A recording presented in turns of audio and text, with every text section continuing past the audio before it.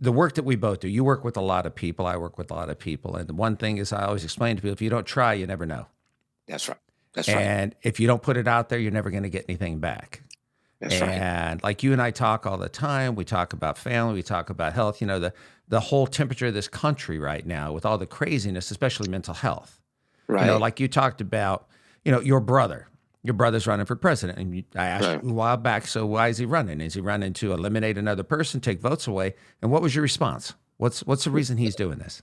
No, really, Cornel, it's really a calling. It's an extension of his calling that he really never thought he would be a part of. I mean, not long before he even announced, for years he talked about, people urged him to run for office. And he said, you catch me in the crack house before you catch me running for president.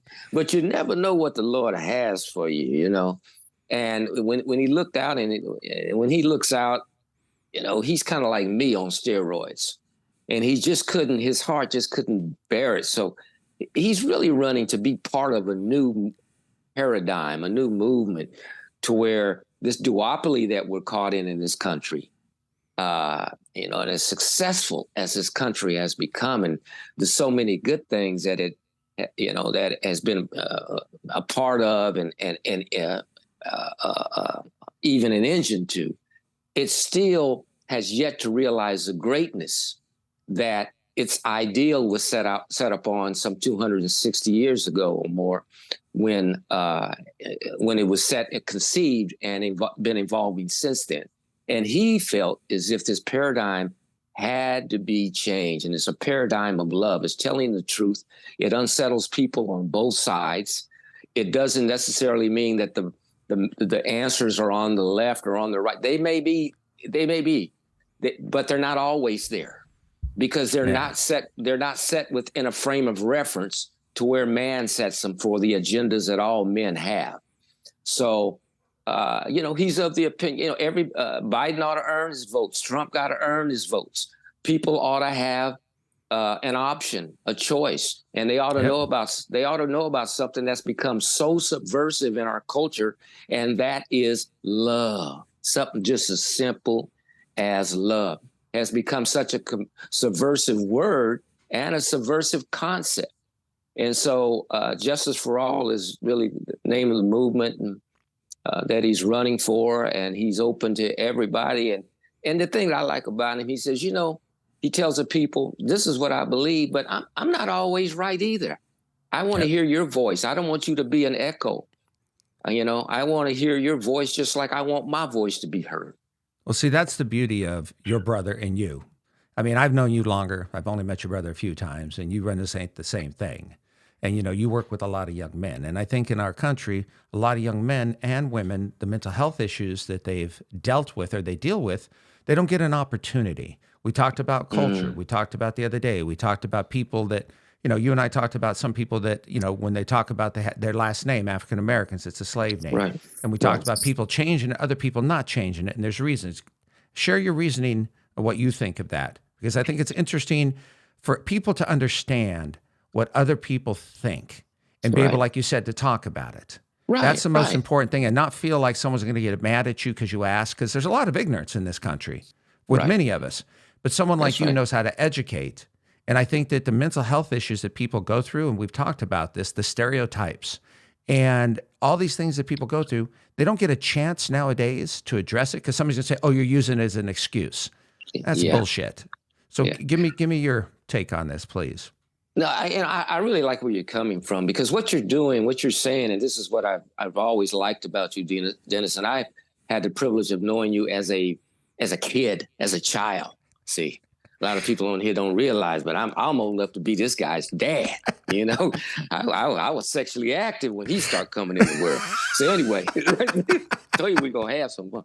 But I like where you're coming from, because we have to, when I say we, I mean we as a human race, we have to encourage people to speak up and to not be caught up in the fear or the even inability and reticence not to speak, because they feel like they get caught up in an ism. They're going to be put in a bag that they don't want to be put in. They're going to be looked at as being racist or being anti-Semite or being not black enough or not this enough and all those kind of things.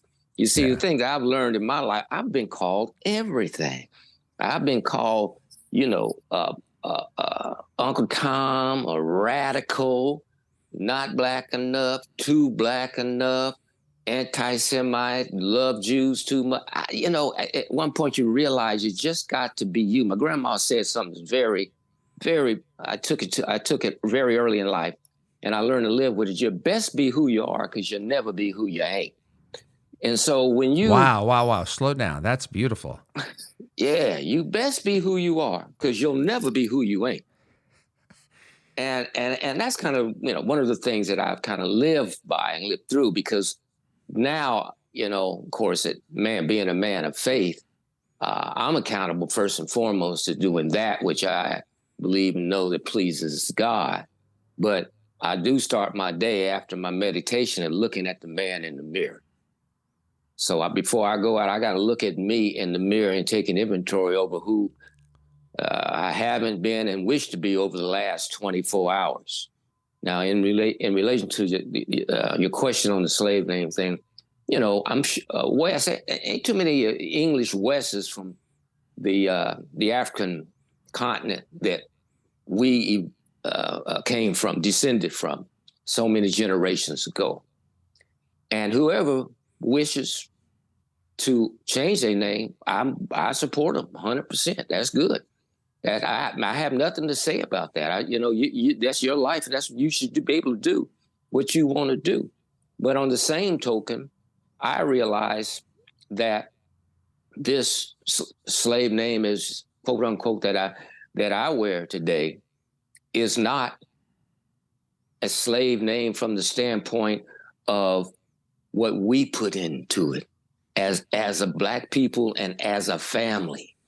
We may have took that name when slavery was over, but from that point on, that was our responsibility to make that name, to put all the substance and essence in that name that we put in it. That became our responsibility as a family, to put the integrity, to put the love, to put the dignity, to put the elegance, to put the service, to put all that in that name. So when a person now sees that name, and from West, especially in Sacramento, all over the world right now, they don't think about the... Just so you know, like you're talking about, the West name in Sacramento, and also in sports, because of what you've done, also in politics, is impeccable.